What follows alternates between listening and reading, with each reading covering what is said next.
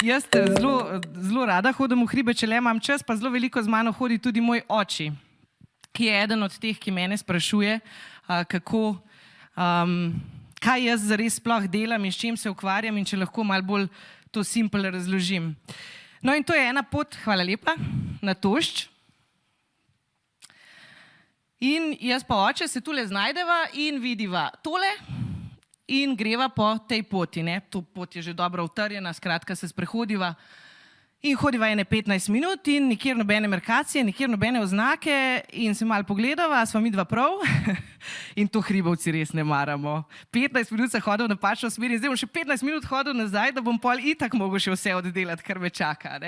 No pa vseeno prideva sem nazaj, pa ugotoviva, morda se niti ne vidi dobro, pa se tudi v živo ni. Tamle je ena markacija in tule je druga in v bistvu bi midva mogla po tej poti. In moj oče to gleda in mi reče, a veš kaj, Špela, tole pot je označil nekdo, ki jo je prehodil 1000-krat in jo pozna zelo dobro. In sabo bi mogel vzeti nekoga, ki je prvič ali drugič na tej poti in potem bi jo označil drugače, ker on drugače vidi zadevo, drugače razmišlja. In jaz pogledam očeta in rečem, joj, to pa, s tem se jaz ukvarjam, to jaz delam oči, to. Design thinking po definiciji je kreativen pristop za reševanje kompleksnih problemov. Basically pa njegova vrednost leži v tem, da je osredotočen na človeka, na tega uporabnika, tako kot ta zgodba. On gre z nami po tej poti, popeljemo ga čimprej po tej poti, čimprej ga vključimo, izhajamo že v izhodišču iz tega, kakšno je njegovo stanje. Gre za v bistvu 5-fazni proces, ki ga bomo danes tudi kot učno izkušnjo samo preizkusili, ampak poanta je human-centered design. In rešitve, ki jih snujemo znotraj design thinkinga, izhajajo iz bolečin in nekih potreb uporabnikov, iz prve faze, iz faze empatije.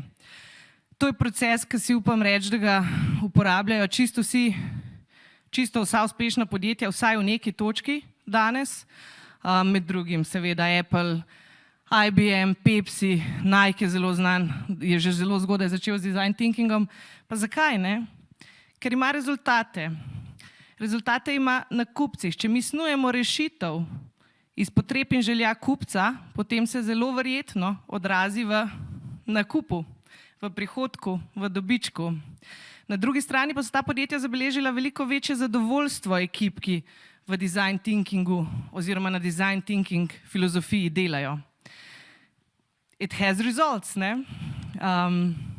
Danes pa smo tu v HR zasedbi. Design thinking in HR je taka vroča tema, jaz opažam. In zelo prav je, ker kaj drugega kot kupci HR rešitev so vaši zaposleni.